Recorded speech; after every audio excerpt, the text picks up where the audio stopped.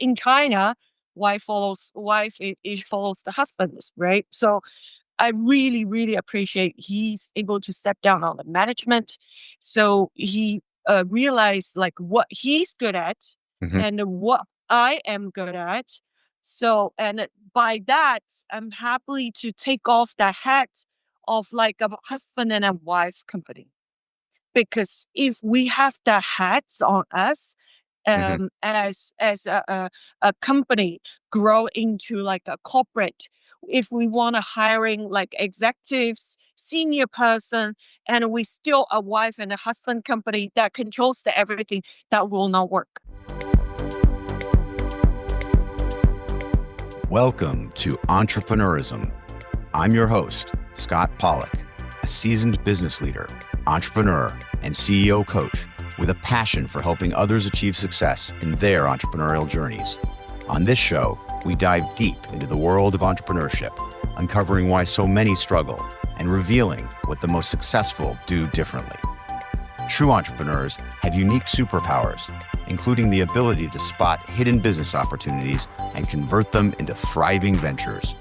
For most mere mortals, this ability is absolutely unfathomable. But these same strengths can become sources of struggle, whether it's pursuing multiple opportunities without losing focus, scaling without eroding culture, or balancing short-term demands with long-term vision. The entrepreneur's journey is full of tensions.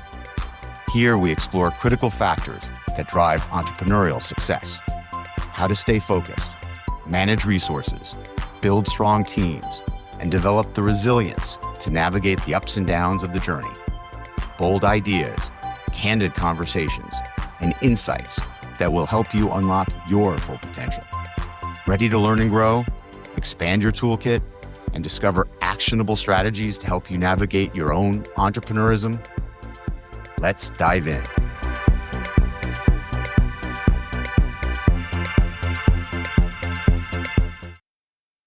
On today's show, I'm excited to have my friend Sophie Chen, a 20-year veteran entrepreneur in the logistics and relocation space. Welcome, Sophie. Thank you, Scott, for inviting me. I'm excited.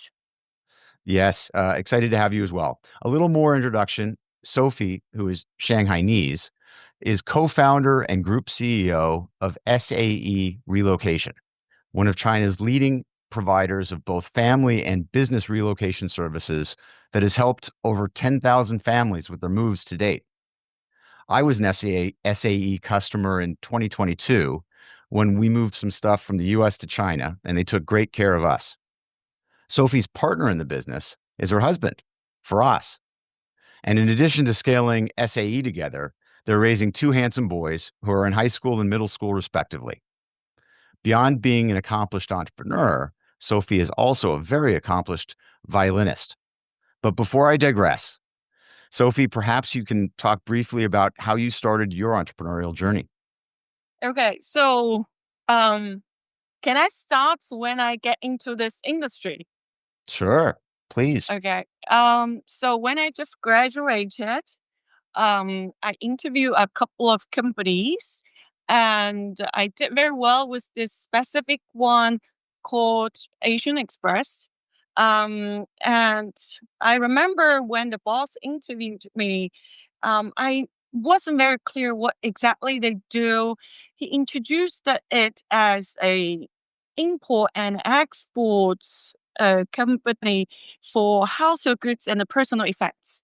So I did get the import and export part, but I didn't get that household goods and the personal effects. So at that time, trading was very popular in China. And my major was English. So I did take the job and I started as a receptionist and sales assistant. So um, after 1 month, then I realized it was a moving company. So that's how I get into this industry. And since then, in China we say when you do, doesn't matter what you do, you do an industry, you get into an industry and you enjoy it and you like what you do. So basically that's it. You don't get to pick. So It picked you. yeah, it picked you basically, you don't fight it, you just enjoying what you do. So after that, we started uh our own company, So after you went right into two it. You years. said, "Okay, I like this industry well enough, certainly," and you were learning the ropes. And how long did it take you to decide to start your own? um Not long after. My mom is a entrepreneur, so he she put a seed in my mind, you need to do something on your own. It's in China, when you become a boss, it means that you will have money, simple as that. There She you didn't go. tell me about all the stuff that you actually need to face during your entrepreneurship. She's just like, be your own boss and you're gonna be rich. So that's how it started. And I also like, I think I'm a this type of personality that I don't like to be told like what you need to do and how you need to do it. So people either like all the bosses either love me or they hate me. So and most of them hate me because I do the things my own way and I don't like to be pointed. So yeah, I think I fit to start my own business very well. Mm. Wow. So very quickly, you said this is what you've got to do. And okay, talk about, I mean, those early days. This was a pretty established industry Yeah. already, right? In China and internationally. So how'd you go about breaking into it? Um It was, yeah, it was very tough. Because in the beginning, all the people that we serve is 99% expat, right? Okay. In the So beginning, you were serving expats who were assigned over to China, either moving yeah, their stuff yeah, into China or moving their stuff out of China, right? yes. And honestly, at that time, the whole industry, the whole market share was taken by all the big players, all the big names internationally, Asian Tigers, Santa Fe, Ally Pickfords, whatever. And and all the foreigners, they trust international companies. They don't trust local companies, right? Hmm. Low standard, they cheat, not honest. Anyway, so it was super difficult. But the good thing is that uh, I I will first have to thank to like my husband Ferasse because he's a foreigner, right? So when he goes out doing business development, it's easier for people to trust him. So, and the other thing is when we start, we can only start like domestic moves, small jobs, private pay jobs. So people are more concerned about personal relationships, cost, right? Hmm. And yeah, so we start from their private moves, COD jobs, small moves, and then we build our reputations. We win some trust in the expat market, and then in the beginning we're just at the bottom, right? So you have like a first tier, second tier, third tier, right? So we're nobody in the beginning, and then we start to climb up, wing, get some wings, start to do corporate business. And then one day, one of the competitor like come to me and tell me that, hey, Sophie, you guys are now in the first tier, even though I think you're still in the bottom, but you guys are in the first tier. I was suddenly realize, okay, now we really have some market share of this expat market. So we're actually on uh, like the first local company First in local that company to in to that to like a first tier, like right. business sections. Yeah. Right. So now you at that point, how many years did that take to sort of, you started with the local stuff and then getting up to international? I think 15 years, a Okay. long time. Okay. Yeah, As I love to say, business is a marathon, not a sprint. And definitely yeah, not. I mean that takes a lot. So talk about, I mean, it takes certainly a lot of uh persistence and perseverance. What else, what would you say are the superpowers that you have brought, your entrepreneurial superpowers that have enabled you to lead this business, from the bottom all the way to the, as you said, the top tier, which is amazing. Yeah. I would say that like you just say aside from the persistence, right? Yeah, I well, think maybe that is it, right? That like persistence is that's it, you know? Like for me, like I think I don't get tired of what I do. hmm Like um I really enjoying this journey. Um I think the good thing is I'm able to find energy outside of it. It's not like, "Oh, I have to get away." Because I also like, very admire those people. They do 0 to 1, right? hmm So they start up a company and then they build for sale and then they sell it, right? And then they restart again. They restart. Oh, they love to create. They have a couple of different things at the same time. But I don't. I find different things in one thing. So each year for me, I've I set a goal in the end of the year, what I need to focus the next year. So it can be operation, it can be sales, it can be marketing, it can be operation again. So it's like you always find the things that you are able to fine tune in your yep. company for that certain period of time. Yeah, and it's like you restart your entrepreneur journey, you know? So Okay. it's like I do this again. I hate what I'm seeing right now. I don't like it. I want my company to be an extension of who I am, and this part I don't accept. So I redo that again. And it can be also like, oh, this part is the shortest, like board of my company's whole barrel. So, the shortest barrel decides on how much water you can have in the barrel, right? Right. So I have to make this board a little bit longer. So I have to fine tune this part. So I redo it. So yeah, it's, I, you know, um, I really like that. It reminds me a little bit of Jeff Bezos and Amazon in his shareholder letters every year, where he would say it's still day one, right? So that 0 to 1 mentality continues year after year, even though the company is now 20 years old. You're still finding new things, new ways to reinvent yourself, new challenges to be engaged with. That's awesome.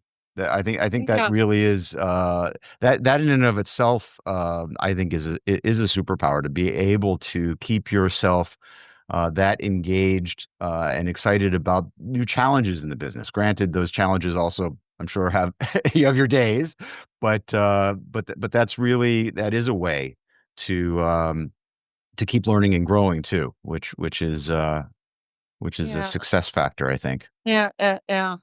And I also like to share one thing that I did with my sports. So before I were only like focus on one sports. And I think that's the only way that is correct to improve. hmm But and then because I was doing yoga and I was only doing yoga, but then I found that I hit a bottleneck. Okay, and then my body doesn't allow me to improve to the flow two and the flow three, with like those all the crazy Indian like positions. So I was like, oh shit. So what can I do? But then I start with other like sports. So I run, I jump, right? And Hmm. I was doing a lot of boxing as well. So it actually reshaped my personalities and my perceptions of looking at things as well. So Right. like yoga was more meditative, more calm me down, right? And that's very necessary in my entrepreneur journey, because it's you're experiencing all the difficult shit every day, right? So you want to keep yourself always like at a same pace and the same rhythm. But then I think I become too peaceful. I don't get pissed off on nothing, you know. So with other sports, it like for example boxing, it also gives me a lot of like, I want to fight you. I want to fight back. Hmm. I want to give you that punch and actually like push you like 20 meters away, you know. So this actually feels very good as well. So it's like sport is one thing, but like you can have different things as like combination to as a change, you know. Yeah.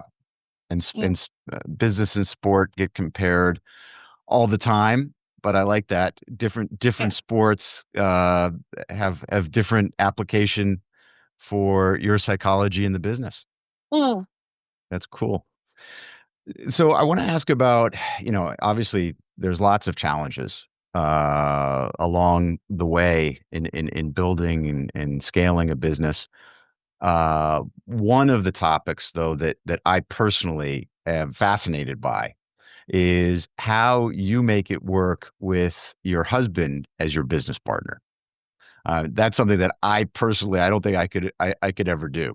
I love my wife, and she's an entrepreneur herself. She's got her business, but my role is husband. So talk a little bit about that. How does that work, and how have you been able to make it work? Oh, yeah. Okay. Yeah, when we first started, because I was from in this industry, right? So she's not. He's not, right? So he's not. Yeah, he's not. So it was like super difficult at the beginning. So I was always telling him what's right and what's wrong. Like I don't allow him, you know, and he hates that. He fights back. So we were starting like super fights, and we can't work together and things like that. So So but he that was there. was First of all, he was there from the beginning, right? he was there from he's the co-founder. Yeah, So yeah, right. he was That's what I there. just wanted to make clear. Yeah. Yeah, and we were starting 6 o'clock in the morning, open up our computer, you know, and we were home at that time, right? Like work from home. And then we were like at work until 2 a.m. in the morning, like, you know, like a weekends going to a coffee shop, you know, nonstop. So um fight all the time, but we were also did a lot of good things together. For example, we go into different like residential buildings. You know, I will start from the first floor, he start from the 29th floor, and we gave away those small flyers through the door, and we meet in the middle. So those are the sweet moments, right? So it feels like a big accomplishment. We booked our first job, you know, I doing the sales, you doing the on-site supervisor. So there's good moments as well. So it's half and a half. But when we start to hiring people, when we have our first proper office, when we start to have like managers in the company, that doesn't work anymore, right? So Hmm. we have to have like a reporting line who's listen to whom. Otherwise, otherwise it won't work, right? So we set our family priorities. So it will be like me and the first priority is like the health, personal health. Hmm. So it's me and him. We have to be healthy first. And Hmm. then the second priority is a small family and a big family. So we two, we always the priority, and then the kids. So that's the family like priority. And then third is the business. So we put business, you know, uh, like a lower priority Hmm. to us. So Family and health first. yeah, family and health first. So it's always if we so after that so when we have that those priorities set, so when we have a fight, when we think about what we do, how much time we spend with each other, if we need to talk about business or not at home, those things are more clear. Hmm. We just need to go back to our list of priorities, then we know. So that's also important. And then I think we get into a phase that we decided the uh, what our focus are inside the company. So this I appreciate Ferraz very very much. Is he actually stepped down in the Hmm. management role. Hmm. Like we know like the- like a man, right? Usually male like usually have a bigger like self ego and self esteem, and they wanted to be the boss, and they're more controlling, right? So and in the traditional business world, it should be all in the family settings. In China, wife, it follows the husband, right? So I really, really appreciate he's able to step down on the management. So he realized like what he's good at Hmm. and what I am good at. So, and by that, I'm happy to take off the hat of like a husband and a wife company. Because if we have the hats on us, Hmm. as a company grow into like a corporate, if we want to hiring like executives, senior person, and we still a wife and a husband company that controls the everything, that will not work. Yeah. So yeah. Yeah. I've seen it many times. When you have a couple at the top and the roles and responsibilities and accountabilities are not clear, and you've got others in the company, playing the game of, well, if I don't get the answer I want from mommy, I'll go see daddy and see if I can get a different answer and all that kind of stuff. Yeah, yeah, yeah, yeah. All that kind of stuff Yeah, yeah, yeah. doesn't work very well Yeah. in the long run for sure. So that's a great summary. And I think it is really a testament to Ferasse, being able to focus on what he's good at. I know that he's still very much involved in the operation, and Very, and very much. um, and and that's where his strengths are. And then you're more involved in leadership and management, and I think that tells me that's one way that this can work. Yeah. And then you're able to prioritize your family and your health. That's very cool. Uh, Let me ask one more question about sort of, I guess, this journey before we do a little bit of quick fire entrepreneur hacks. But what's one principle that's had the greatest impact on your growth as an entrepreneur? Anything that comes to mind, um, in terms of a principle um, a belief that A that is. principle. Uh, um, I would say like I don't have like a certain principle like for honestly I think business I think have different phases Hmm. but I would like to thank to my one friend Louis who brought me into EO. Hmm. Like this is a very important moment for us. At that time, I remember me and Ferasse, we were listening to a lot of podcasts and reading a lot about law of attraction. Hmm. So, um, so because at that time I think we were at a very low point of our business, and then we were thinking about like moving away, because we were doing relocation, right? So and we saw a lot of families move away, and we were thinking about changing the environment. So we looked at a lot of different places, but in the end, we were like, okay, there's no place like China, Shanghai, Hmm. it's still the place. So we were getting more struggle. So how can we um like to overcome our bottleneck of our business journey and going to another level? Hmm. And because we were stay at that section for a very long time, and we couldn't improve. So and one friend Louis, he told me about Yo, and I looked at it. It's an entrepreneur organization. Yep. Um and so I joined, and because I was not a business background. I came not from a business background. I'm an English major.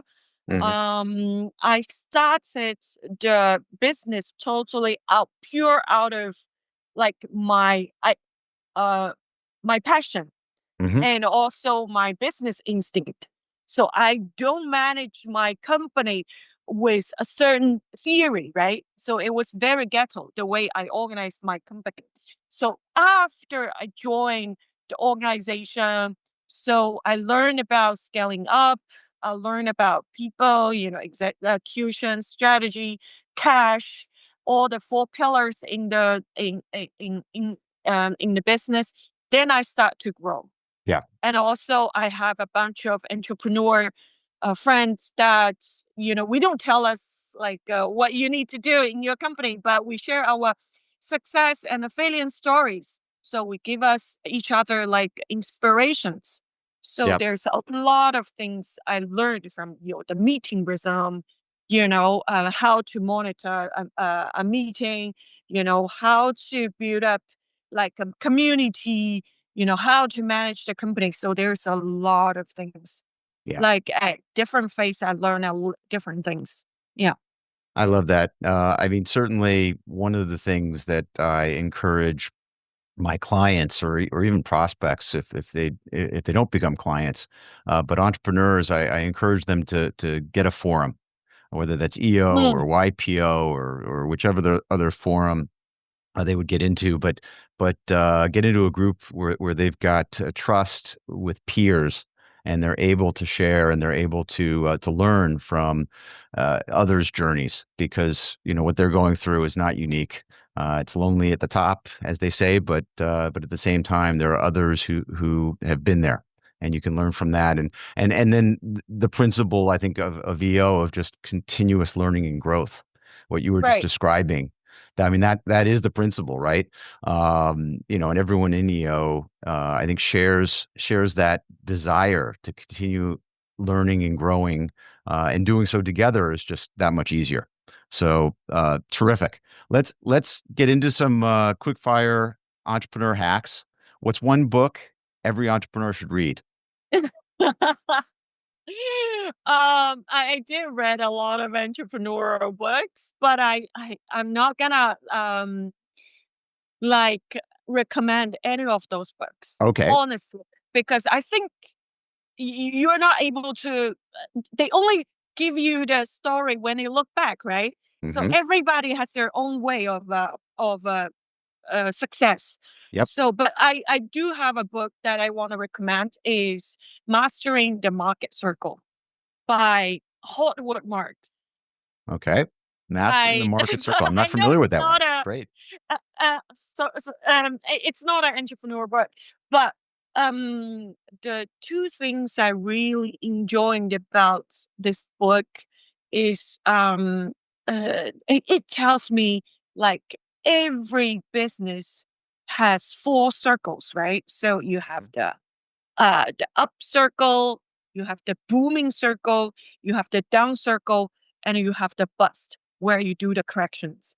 Mhm. So, and after I read the book and I looked back on my business, I found that um, I like on the I was on the up circle and I was on the boom circle, and I was too happy when I was at the boom circle. So I was like enjoying so much, you know. So I didn't foresee that after the boom circle, it's gonna be the down circle, and then for sure, there's Yeah. no like you can't avoid it, right? So if you don't get to prepare when you are enjoying your victories, then it's gonna hit hard. Mm. So, but The if you cycle, the knew cycles. Yes. yeah, Okay.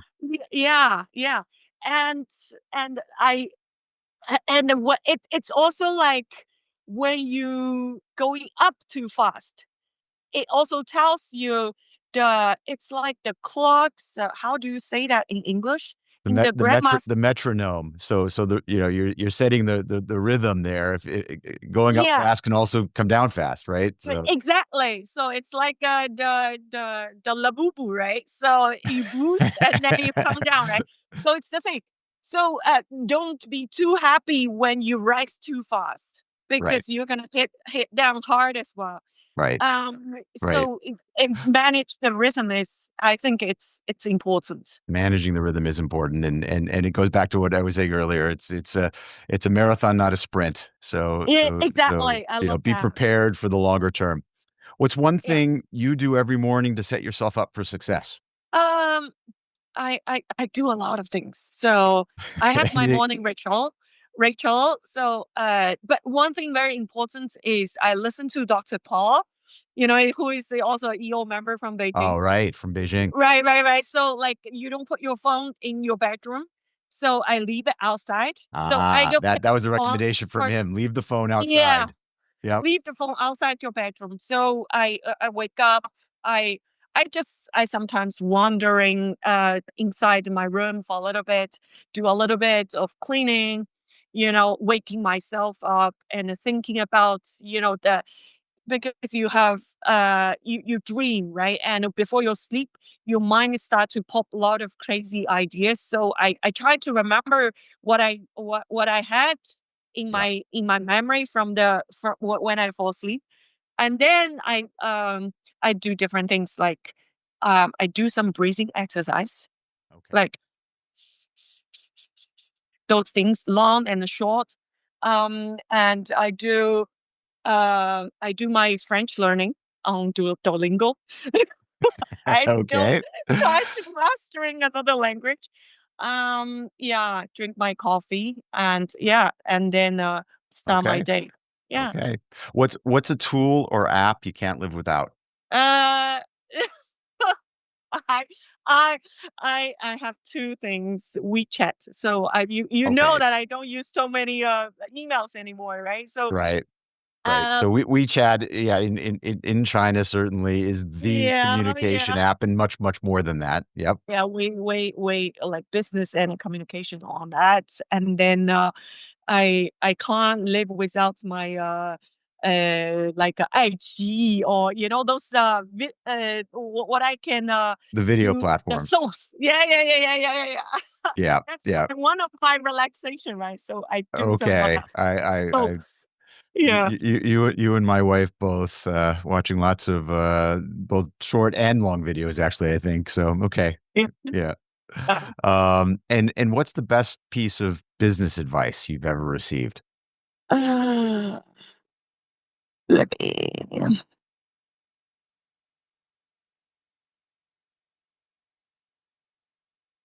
um I would say I think one thing that stick with me and all and I think I should keep on learning is the people part of the business.